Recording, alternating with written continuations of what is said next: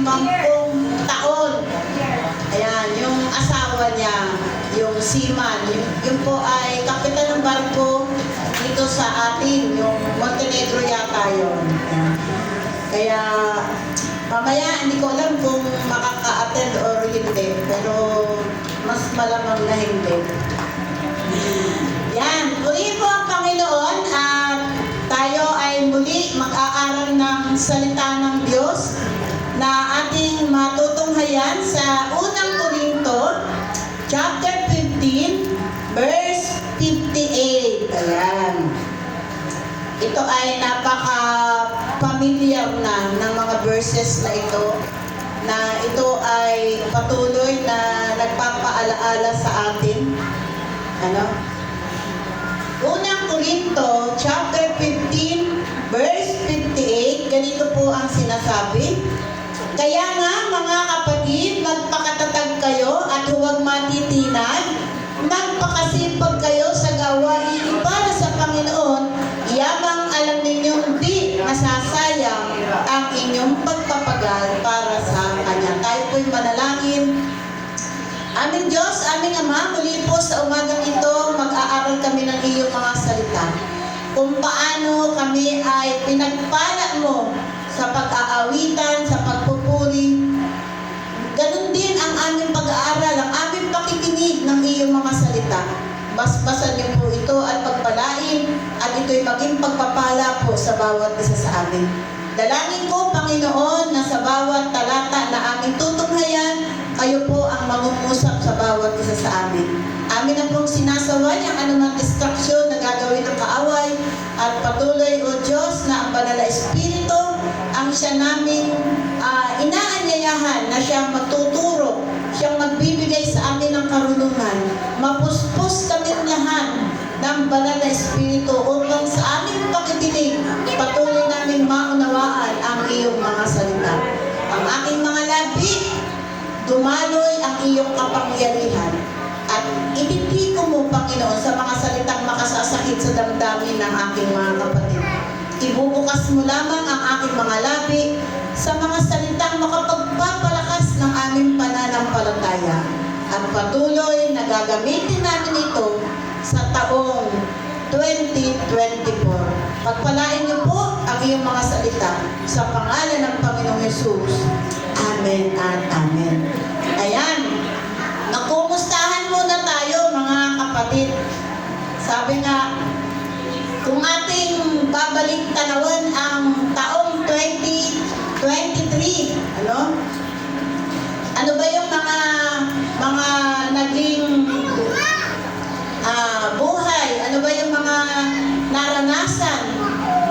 Yung taong 2023, ito ay naging challenges sa bawat isa sa atin. Kasi katatapos pa lang ng pandemic, 2 taon tayo halos na nakulong ng pandemic, at yung 2023, yan yung pasimula na parang nagkaroon tayo ng kalayaan. Yung nabigyan tayo ng yaya, na malaya tayo na makapunta na kung saan lugar na wala tayong face mask, walang kinatatakutan na anumang virus, bagamat may ilang mga nag-face mask pa. Pero itong 2023 ay binigyan na tayo dito ng kalayaan. So parang nito sa bawat isa, napaka-laking hamon na kung paano natin haharapin ang taong 2023 na wala tayong pinangangambahan, wala tayong tinatatakutan, wala tayong iniisip na anumang mangyayari sa buong taon. At praise God, dahil natapos ang 2023 na naging matagumpay naman ang mga anak ng Diyos. Amen? Bagamat for the last month ng 2023 ay dumating yung ASF, na talagang naging malaking hamon din ito sa ating mga kapatid na mga may alaga na mga baboy. Talagang marami din ang nalungkot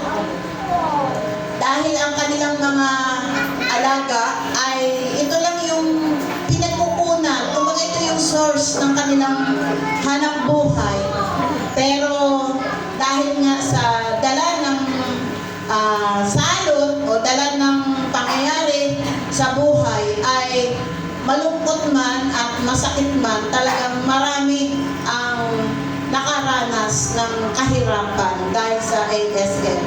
Ganun pa man ay patuloy lamang ang mga anak ng Diyos. Nagtitiwala, nandun pa din yung pananalangin. At salamat sa Lord kasi yung mga kapatid natin sa Salcedo, yung talagang nandun yung kanilang matinding pagtitiwala, pananalangin. Talagang doon ginamit yung pananampalataya. At salamat sa Panginoon dahil sabi nga, nandun lang sa kanilang kapaligiran yung salot, pero biyaya ng Diyos yung lugar nila ay hindi nadaanan ng salot. Talagang ipinaglaban ng pananampalataya. Praise God! Palakpakan naman natin ang Panginoon na naging matagumpay ang taong 2023. Amen? At ngayong 2024, sabi nga, panibagong taon, panibagong pagsisimula, panibagong pakikibaka, panibagong pakikipag, buno. Hindi natin alam kung ano na naman yung mga haharapin natin na buhay. Sabi nga, alam natin yung mga lumipas na, pero yung mga mangyayari pa, tanging ang Diyos lamang ang nakakaalam. Amen? Wala talaga, sabi nga, ni clue. Wala, hindi natin alam kung ano yung mangyayari at ano yung magaganap sa taong ito ng 2024. So, itong ating pag-aaralan ay pagtatagubilin patuloy na nagpapaalaala si Pablo sa lahat ng mga mananampalataya. Sabi nga diyan, dalawang bagay yung kanyang pinapaalaala sa mga mananampalataya. Dalawa lang yung utos na makikita mo diyan sa talata na tinagubilin ni Apostol Pablo para sa mga mananampalataya. Ang sabi diyan, yung una, tingnan niyo po mabuti. Ang sabi dun sa una, magpakatatag kayo at huwag matitinag. So itong mga kataga na ito na itinatagubilin at pinapaalaala niya sa mga mananampalataya na tayo ay patuloy na magpakatatag. Sabi nga, bagong taon, bagong simula, bagong pakikipagbaka, na minsan ay nagkakaroon na tayo ng pangamba na ano na naman kaya yung haharapin namin sa taong 2024. Kung nakarang taon nga, hindi natin alam na akala natin malayang-malaya na tayo, pero hindi natin akalaan na biglang darating ang ASF. So dito, sa pagpapaalaala ni Pablo sa kanyang mga salita para sa mga mananampalataya, dalawang bagay ang sabi dito, magpakatatag kayo at huwag matitinag. Pangalawa, magpakasipag kayo sa gawain para sa Panginoon. Yamang alam ninyo, di nasasayang ang inyong pagpapagal para sa Kanya. Napakasarap na kung ito ay maririnig mo sa ating mga magulang, maririnig mo sa ating kaibigan, maririnig mo sa ating mga kapatid, na patuloy na pinalalakas yung ating loob. Patuloy na pinalalakas yung ating pananampalataya. Bakit sinabi ni Pablo na itong mga katagang ito na mga kapatid, magpakatatag ka at huwag kang matitinag? Sa palagay niyo po, na ito ay lagi-lagi naman nating nababasa, na kung ito ay ating pagbubulay-bulayan at ito'y patuloy nating nanamnamin ang mensahe, ano ang nais ni Pablo na ipaunawa sa mga mananampalataya? Hello? Ano ang nais? Ano ang layunin ni Pablo? Bakit patuloy niyang ipinapaalaala sa atin? Bakit patuloy niyang itinuturo sa atin na tayo ay magpakatatag? Na huwag tayong matitinag. Magpatuloy tayong maglilingkod sa Panginoon hanggang sa Ayan, tayo magpatuloy sa paglilingkod sa Panginoon. Tingnan po natin kung ano ang sinasabi ng mga pag-aaralan pa natin. Ano? Sabi nga ng ating paksa ngayong umaga ay yung stand firm in the faith. Ano? Stand firm. Yan. Kumbaga, manatili tayong matatag sa pananampalataya. Gusto kong tingnan yung 1 Corinto 16, verse 13. Tingnan lang po natin ano ang sinasabi ng 16, verse 13. Sabi diyan, maging handa kayo at magpakatatag sa inyong pananalig. Magpakatapang kayo at magpakatibay. O, tingnan ha. Kumbaga yung kanyang mga matitinding pagtuturo, kung bibigyan ninyo ng diin yung pagbabasa, tayo, maging handa kayo. Dito, pinapaalaala sa atin ni Pablo na sa bawat araw, sa bawat minuto ng ating buhay, ang Diyos lamang ang nakakaalam. Wala tayong alam. Hindi natin, ang buong maghapon nga, hindi natin hawak. No, wala tayong nalalaman. Basta gigising tayo sa umaga, gagawin natin yung mga nakasanayan nating ginagawa. Pero yung buong maghapon, wala tayong idea, wala tayong alam kung ano yung mga mangyayari sa buong maghapon. Hindi po ba? So, ang paalaala niya dito, lagi tayong maging handa. Kaya yung sabi niya na lagi tayong magpakatibay, lagi tayong magpakatatag, huwag tayong matitinag, ano man yung dumarating, ano man yung darating pa, ano man yung haharapin pa, dapat tayo maging handa. Hello! Amen. Dapat tayo maging handa. Ano pa ang sabi? Magpakatatag sa pananampalataya. Magpakatapang. No, titindi na kanya mga tagubilin.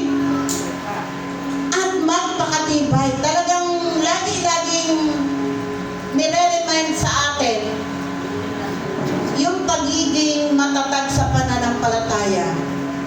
Dahil nga, wala sa tagal ng ating paglilingkod sa Panginoon. Wala sa tagal ng ating pagkilala sa ating Panginoon. Maalaala ninyo ang isang kwento patungkol kay Pedro. Yan ay matatagpuan sa aklat ng Lucas 22.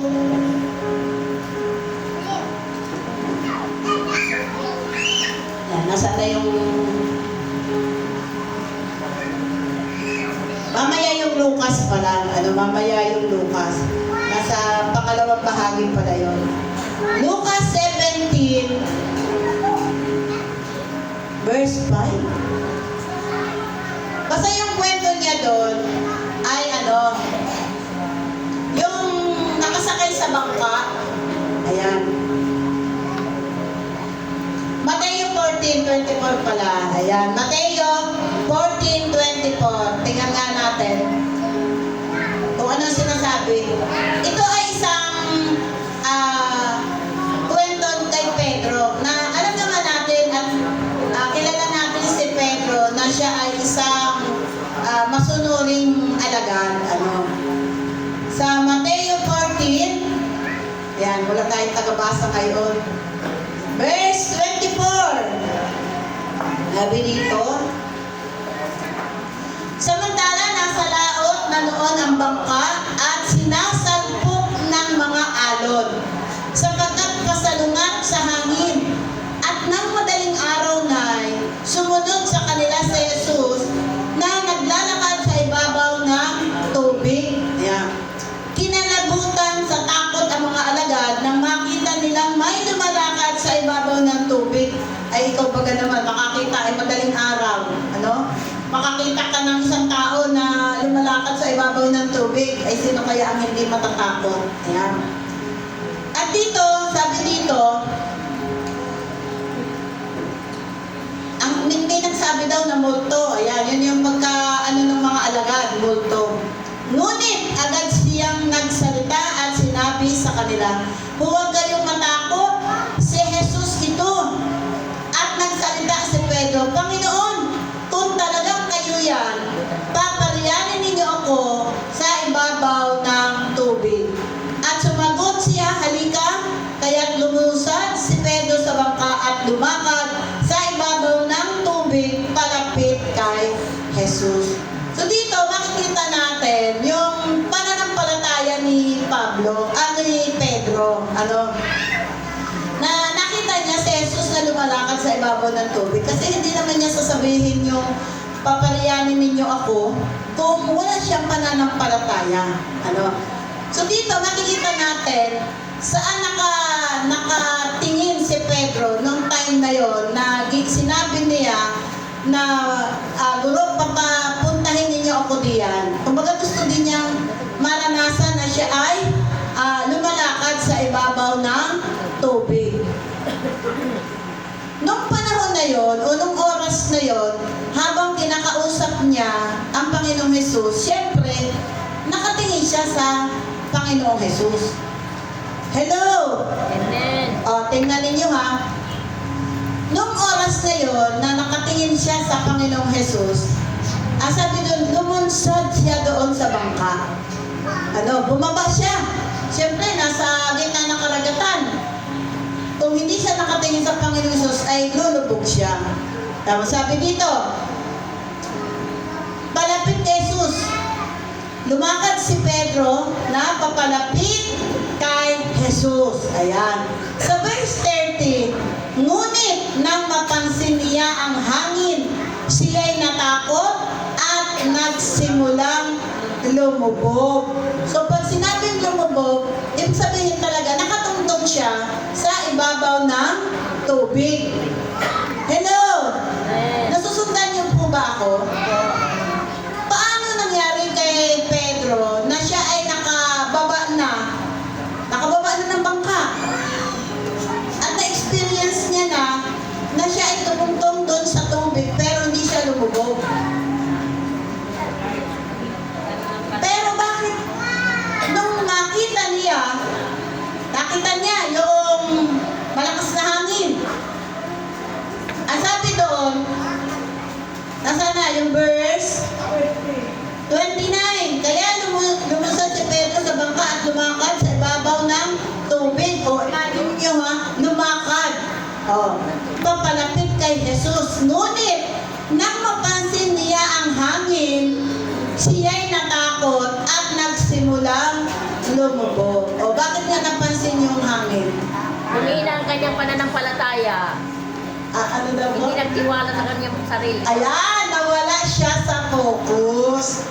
Dati, nung siya ay nakapokus pa kay Jesus, nakatingin siya, direct siyang nakatingin kay Jesus, hindi niya napapansin na yung tubig ay posibilidad na siya ay lumubog. Nakatungtong nga siya kaya nga sabi doon ay lumakad siya sa ibabaw ng tubig. Pero nang mapansin niya, ibig sabihin ay bumaling. Nawala yung focus niya kay Jesus. At doon niya nakita yung mga yung hangin o yung kung ating i-apply sa ating buhay. Kapag tayo ay nakapokus kay Jesus, yung ating paglilingkod, yung ating pananampalataya, gaano man karami yung mga nangyayari sa daigdig natin, ano man yung nangyayari sa ating kapaligiran, ano man yung mga problema na nakikita natin, ay hindi tayo nakakaramdam ng paglubog. Hello? Hello. Hindi natin nararamdaman yung panghihina ng ating pananampalataya. Amen. Kasi nga, kay Jesus lang tayo nakapokus. Pero once na ikaw ay bumaling o nawala yung iyong paningin sa Panginoong Jesus, diyan mo makikita yung lahat ng problema na nasa kapaligiran mo. Diyan mo makikita lahat. Wala pala akong bigas, wala pala akong pera, wala pala akong samantalang nung nakapokus ka lang kay Jesus, hindi mo nakikita yung mga wala. Hindi mo nakikita yung mga problema. mahalaga mga kapatid na tayo ay nakapokus sa ating Panginoong Hesus. Ano ang sabi ng Hebreo chapter 12? Tingnan po natin. Hebreo chapter 12 verse 1 and 2. Oh. Sino po munang nakakita? Hebreo 12 verse 1 and 2. Yan. Ano ang sabi? Yamang naliligid tayo na makapal na saksi, iwaksin natin ang kasalanan at ang anumang balakid na pumipigil sa atin at tayo'y buong tiyagang magpatuloy sa takbuhin nasa ating harapan. Ituon, yan, yung salitang ituon, natin ang ating paningin kay Jesus na siyang pinagmula ng ating pananampalataya at siya rin ang nagpapasakdal nito. Dahil sa kagalakang naghihintay sa Kanya, hindi niya ikinahiya ang mamatay sa krus at siya ngayon nakaluklok sa kanan ng trono ng Diyos. Ano yung dalawang bagay na makikita natin dito? Para manatili tayo na matatag yung ating pananampalataya. Ha? Ano ang sabi? Para, sabi nga doon sa ating tanong kanina, paano ba natin mapapanatili na matatag ang ating pananampalataya? Paano nga ba mapapanatili? Sa dami ng mga nangyayari sa ating daigdig, na para bang hindi ka naaapektuhan ng mga nakikita mo sa paligid. Hindi ka na mo problema, hindi mo iniisip, walang isasaing bukas, walang pera, ayan. Hindi mo yan naiisip. Bakit? Sabi doon, yung mga bagay na makikita natin, nakapapahina yan ng ating pananampalataya. So, paano natin mapapanatili na matatag yung ating pananampalataya? Sabi nga doon ay, how to keep our faith strong. Ayan. Paano mapapanatili natin na matatag yung ating pananampalataya? Ang sabi dyan ay, iwaksi. Ano nga yung salitang iwaksi? Kalimutan. Kalimutan. Ano pa? Kalimutan ang problema. Talikuran. Talikuran. Kalimutan. Iwanan. Ayan. Iwanan.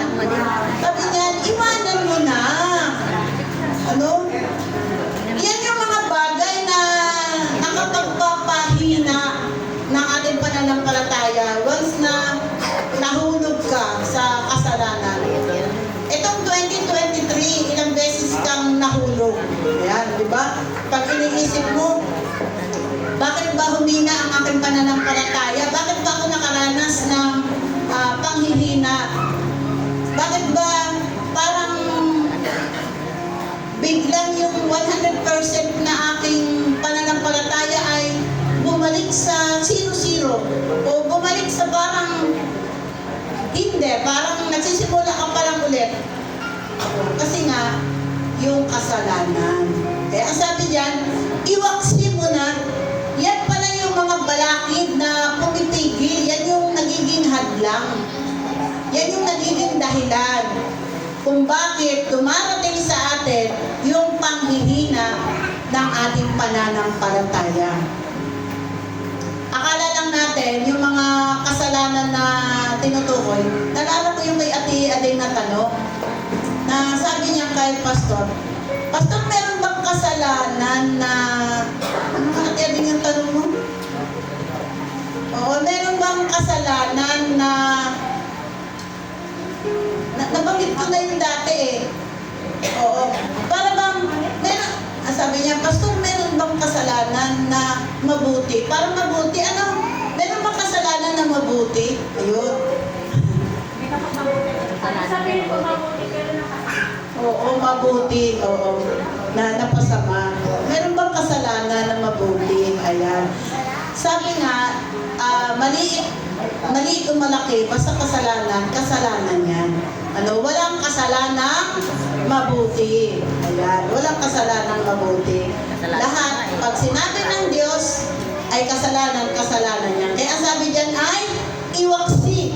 Ewan ko sa inyo mga salin ng Bible kung ano ang nakalagay diyan. Talikuran, iwanan, yan. Ang lahat ng kasalanan at anumang balakid. O, anumang balakid, anuman yung nakakasagabal sa atin sa paglilingkod sa Panginoon. Yan daw yung mga pumipigil. Pumipigil para yung ating pananampalataya ay hindi lumago, hindi maging matatag dahil may mga pumipigil. At ang sabi diyan ay buong tiyagang magpatuloy. Ayan, yung bang pakiramdam mo kahit hinang-hina ka na, kahit gusto mo nang dumapa, gusto mo nang umupo, pero pipilitin mo pa rin tumayo at magpatuloy. Ano? Parang ayaw mo nang lumakad parang hinang-hina ka na, gusto mo na lang na nakaupo, gusto mo na lang na nakaupo, nakahiga, kaya pero dahil nga sa ating pananampalataya ay ang sabi diyan buong tiyagang magpatuloy sa takbuhin nasa ating harapan. O sabihin mo sa iyong katabi, mga kapatid, magpatuloy ka. Magpatuloy. Ayan. Buong tiyagang magpatuloy. Yan. Walang bibitaw. Amen? Walang bibitaw. Amen. Walang bibitaw. Wala. Sabi nga dyan ay, lahat tayo ay magpatuloy. Buong tiyagang magpatuloy. Ayan. Ituon lamang ang ating Panginoon, ang ating paningin sa ating Panginoong Jesus. Ayan. Tanging kay Jesus lamang tayo tutuon, titingin. Huwag natin tingnan na may sakit tayo, huwag natin tingnan na yung mga problema natin, huwag natin tingnan yan. Ipagkatiwala natin yan sa Panginoon. Ano ba ang sinasabi? Na paano mapananatiling matatag o malakas ang ating pananampalataya. Ang sabi ng Hebreo 4:14, ayan, tingnan nga natin kung ano sinasabi ng Hebreo 4. Hebreo 4:14. Ito ay mga tulong para yung ating pananampalataya ay maging matatag. 14, ano ang sabi ng 14? Magpakatatag tayo sa ating pananampalataya. Yamang mayroon tayong dakilang saserdote na pumasok sa kalangitan sa harapan ng Diyos. Walang iba kundi si Jesus na anak ng Diyos. Ayan, sabi nga ay patuloy na nagpapaalaala na tayo ay magpakatatag sapagkat mayroon ng dakilang saserdote na pumasok sa kalangitan at walang iba kundi si Jesus na siya anak ng Diyos. So dito binibigyan tayo ng inspirasyon, binibigyan tayo ng panibagong sigla, binibigyan tayo ng panibagong pag-asa. Amen? Meron dito na makikita natin na mga talata na makapagpapalakas ng ating pananampalataya. Sabi nga, how to keep our faith strong. Sabi diyan, keep on believing God's Word. Kumbaga, manatili lamang tayo na nananalig sa kanyang mga salita. Hello! Ito yung makapagbibigay sa atin ng katatagan. Yung patuloy tayo na manatili, na naniniwala.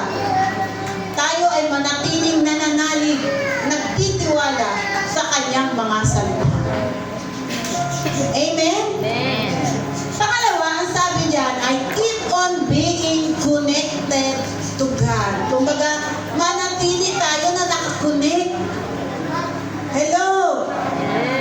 Huwag nating hayaan na yung mga bagay na pumipigil sa atin ay siya yung nagiging hadlang para mawala yung ating connection kay Lord.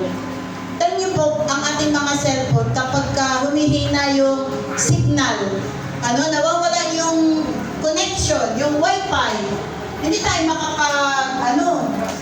hindi tayo makapag sa himpapawid o hindi tayo makapag-Facebook, hindi tayo makapag-post ng mga gusto natin i-post. Hello, kasi nawawala yung connection natin kay Lord. At taong 2024, mga kapatid, gamitin natin ang media, gamitin natin ang Facebook sa paghahayag ng salita ng Diyos. Kumbaga, maiba naman. Yung mga 2022, 2023, puro problema yung ininadaing natin doon. Lagi kong sinasabi yan, mga kapatid, kapag may problema tayo, kapag meron tayong sama ng loob, huwag natin gamitin ang social media.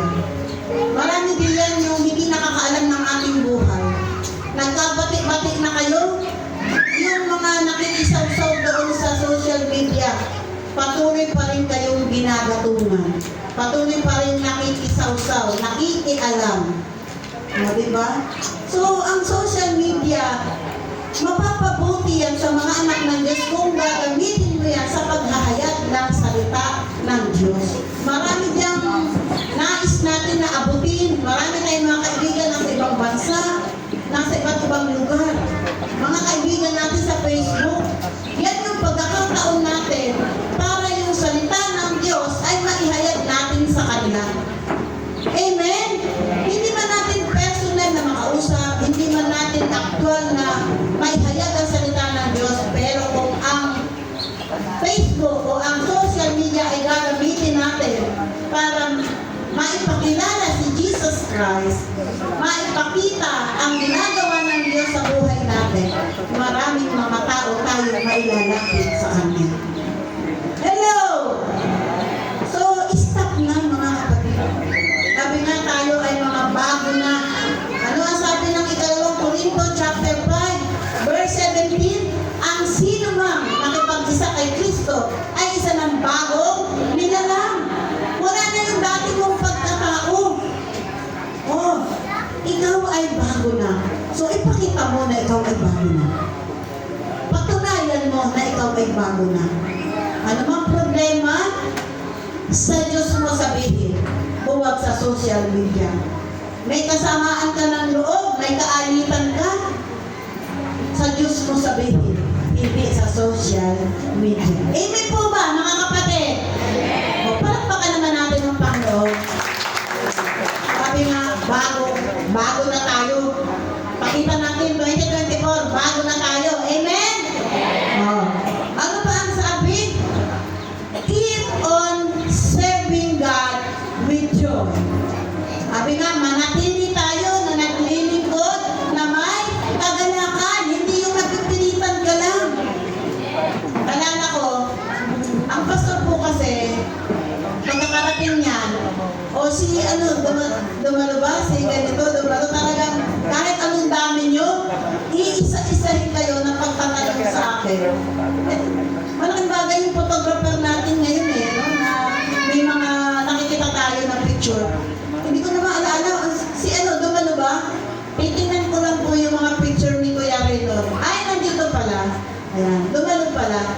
So, dito makita natin yung bilang tupa, bilang pastol, ganun kahalaga. Na kayo ay hinahanap ng pastol. So, pag nalaman niya na wala, ako, ewan lang kung dumating yung buong maghapon ng kinabukasan na hindi kayo puntahan ng ating pastor. Ganyan siyang magmahal. Kaya huwag kayong maiirita, huwag kayong, ano ba yan? Pag hindi ako nakasakba, nandiyan agad ang pastor. Gaano naman lalong kalungkot na hindi kayo pala ay ilang buwan ang wala, ay hindi pa nalalaman ng pastor. O, diba? Sabi doon, may pagmamalasakit ang pastor sa kanyang mga tupa. Mahal niya tayong lahat. Amen? Kaya pag alam niya na meron kang problema, meron kang sakit, karamdaman, saan man ikaw naroroon, talagang pupuntahan ka ng ating pastor. Kaya huwag tayong maiirita na ako, pag hindi ako sumamba, sigurado ang pastor nandiyan na. Sa halip ay magalak tayo, matuwa tayo sapagkat mahal tayo ng ating pastor. Ayan. Sabi nga dyan, keep on believing God's word. Manatili lamang tayo na naniniwala sa kanyang mga salita. Keep on being connected to God. Manatili lamang tayo na nakakonect sa ating Diyos. Paano ba natin mapapakita sa ating mga buhay na tayo ay nakakonect lagi sa Lord? Anong sabi ng unang Thessalonica chapter 5 verse 17? Pakibasa nga po. Unang Thessalonica chapter 5 verse 17. Hello! Pakibasa po. 1, 2. Unang Thessalonica. Yan, maging matiyaga tayo sa pananalangin. Yan yung pamamaraan na tayo ay nakakonect. Lagi tayong may connection kay Lord, yung pagiging matiyaga natin sa pananalangin. Amen? Pangalawa, yung Josue chapter 1 verse 8 to 9. Sino ang nakaka-memorya? Sige nga, pakibasa nga po. Bilisan po natin. Josue chapter 1 verse 8 to 9. Nasaan na? Pakitayo at pakibasa ng malakas. Huwag mong kaliligtang basahin ang aklat ng kautusan, pagbulay-bulayan ito araw at gabi. Ayan. Upang matupad mo ang lahat ng nakasaad doon. Sa ganon, magiging masagana at matagumpay ang iyong pamumuhay. Amen. Ano ang susi ng tagumpay? Panatilihin natin na tayo ay nagbubulay-bulay ng kanyang mga salita. 9. Tandaan mo ang bilin ko. Magpakatatag ka at lakasan mo ang iyong loob. Huwag kang matatakot o mawawalan ng pag-asa. Sapagkat ako si Yahweh na iyong Diyos ay kasama mo saan ka man magpunta. Amen. Kasama natin ang Diyos. Amen. Okay, sabi yan, magpakatatag ka, magpakatibay ka, huwag kang matakot. Sapagkat akong Diyos, nakasama mo saan ka man pumunta. Ayan. So diyan ay pamamaraan kung paano natin mapapanatili na matatag yung ating pananampalataya. Yung lagi tayong may komunikasyon sa ating Diyos. Lagi tayong mayroong kaugnayan sa ating Diyos. At yung pangatlo, sabi doon yung keep on serving God with joy. Sabi niya, yung nagpapatuloy tayo sa paglilingkod na may kagalakan, hindi napipilitan lamang. Sabi ng Hebreo 10:25. Yan, tingnan natin. Hebreo 10:25. Sige nga po. Hebreo 10:25. Keep on serving God with joy. Huwag nating kaliligtaan ang pagdalo sa ating mga pagtitipon. Gaya ng ginagawa ng ilan. Sa halip, palakasin natin ang ating loob sa isa't isa. Lalo na ngayong nakikita natin malapit na ang araw ng Panginoon. Amen. Ang sabi yan, magpalakasan. Huwag natin daw pong kaligtaan ang pagdalo sa mga gawain sa Panginoon. Sabi nga kanina, nung ating teksto, magpakasipag tayo sa gawain para sa Panginoon. Huwag natin kaligtaan. Lalo tigil yung mga nandito lang sa ating kapaligiran, yung ating prayer meeting, yung ating midweek. Nakakatuwa po na unang midweek natin. Anong araw nga tayo unang mag-midweek? Anong petsa? Atres. Naka-13 naman po kami. Praise God. At talagang hinihiling namin sa Panginoon na maraming makiisa sa pananalangin.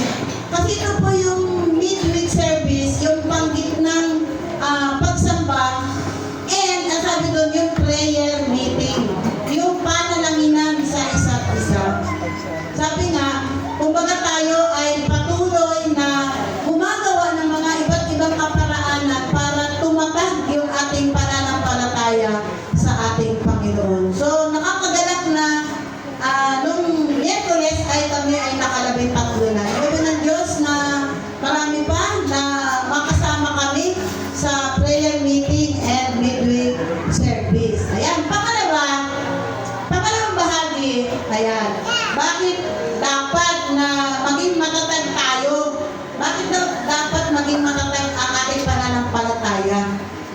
Ayan.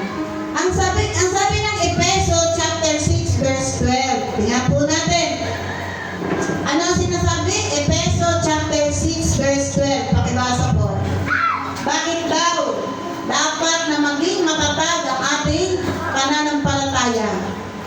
Efeso chapter 6 verse 12. Sige po, Ate Jean. Sabi po sa Efeso 6:12, sapagkat hindi tayo nakikipaglaban sa mga tao, kundi sa mga pinuno, sa mga may kapangyarihan at sa mga tagapamahala ng kadilimang umiiras sa libutan ito. Ang mga buong espiritual na kasamaan sa hipagkawid. 18. Kaya isuot ninyo ang kausuot ng pandigma na mula sa Diyos. Sa gayon, makalalaban kayo kapag dumating ang masamang araw na sumalakay ang kaaway. Upang pagkatapos ng labanan ay matatag pa rin kayo nakatayo. Amen. O, di ba? Pinaghahanda tayo ng Diyos. Bakit dapat tayo maging matatag? Dahil nga, hindi naman mga tao yung kalaban natin. Mga may kapangyarihan, mga tagapamahala, mga bad spirit, pumapasok sa tao. Yung tao na yan, gagamitin ng diablo para wasakin tayo, para sirain tayo, para tayo ay bigyan ng panghihina. Kaya dapat maging aware tayo, maging alerto tayo, maging handa tayo. O bakit daw tayo kailangan maging matatag? Dahil hindi tao ang ating kalaban. Ayan. Ito daw ay mga may kapangyarihan, mga tagapamahala ng kadilimang namamayani sa sanlibutan ito. O, ayan ha. Pag isang ka makalingat ng pananalangin, wala kang ginawa sa buong maghapon, walang sandata, yan, mabilis na nakakapasok ang kaaway. Ayan. Ano pa ang sabi sa Lucas 22:31? Ayan, ito yung kanina ko sinasabi. Sa Lucas 22 verse 31, bakit daw na kailangan na maging matatag ang ating pananampalataya? Lucas 22:31. Simon, Simon, Yan. hiniling ni Satanas na subukin kayo tulad ng pag-aalis ng ipa sa mga trigo. Subalit, dinalangin kita upang huwag manghina ang iyong pananampalataya. At kapag nagbalik loob ka na, patatagin mo ang iyong mga kapatid. Amen. O ano, ang sabi diyan, hiniling ni Satanas na tayong lahat ay subukin. So kung hindi tayo magiging mapanalanginin, hindi tayo nagiging sa salita ng Diyos, yung hindi nananatili sa puso natin ang salita ng Diyos, talagang mabilis na makakapasok ang kaaway. Dahil yan na nga, malinaw. Hiniling ni Satanas na tayong lahat ay subukin. So, ang pinapakita dito sa atin, tayo ay pinaghahanda. Hello! Maging handa tayo. Yung bang sa pag-atake ng kaaway, tayo ay nakahanda at meron tayong sandata. Yan. And last, tingnan natin, unang Pedro chapter 5 verse 8. Ayan, alam natin yan. Unang Pedro chapter 5 verse 8. Sige po. Unang Pedro 5:8, maging handa kayo at magbantay. Ang diablo, ang kaaway ninyo ay parang yung umaatungan at aalig-aligin ng naghahanap ng masisila. Amen. Aali-aligid. Naghahanap ng masisila. Ang diablo na kaaway niyo ay parang leon na umaatungan. Aali-aligid. Naghahanap ng masisila. Nakakalungkot mga kapatid na sa tagal-tagal ng mga mananampalataya, bumilang na ng maraming taon. Pero makikita natin, wala nga sa tagal ng panahon na sila ay naglilingkod sa Panginoon. Dumating ang kaaway na sila, hindi naging handa. Kaya nakakalungkot, kaya yan lagi tayong binibigyan tayo ng babala ng mga talata na dapat tayo ay maging handa. So dito ako matatapos, sabi nga, bakit dapat maging matatag ang pananampalataya? Pinag-aralan natin yan. Paano tayo dapat maging matatag yung pananampalataya natin? Ang sabi dito, focus on Bible reading. Kumaga, mag-focus tayo 2024, mag-focus tayo kung yung mga nakaraang taon, kung kailan lang natin gustuhin na magbasa ng Biblia. Ano? Para bang binabaliwala natin yung pagbabasa ng Biblia. So dito, mag-focus na tayo yung ating Bible reading every day. Sabi nga nung Gospel 1:8-9 ay pagbulay-bulayan natin ang salita ng Diyos araw at gabi. Focus on praying and focus on serving God. Mga kapatid, sa ating pag-aaral ngayong umaga nawa na pagpapalong lahat. Amen? Ano nga ang mga dapat gawin para tayo ay maging matatag? Keep on believing God's word. Sabay-sabay tayo. Keep on being connected to God. Keep on serving God with joy. At itong last, ito yung ating pinaka-conclusion, yung focus on Bible reading. Yan.